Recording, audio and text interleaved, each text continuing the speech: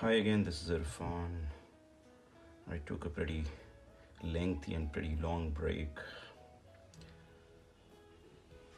Lost one of my cousins, so couldn't get back to these cameras. Had a very tough time. I'm finally back. We all need to get back to our business. This is what this life is all about.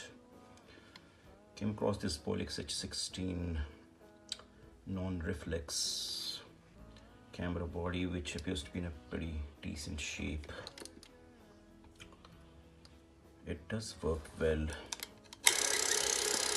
The motor runs on all speeds, right from the slower speeds all the way up to the faster speeds.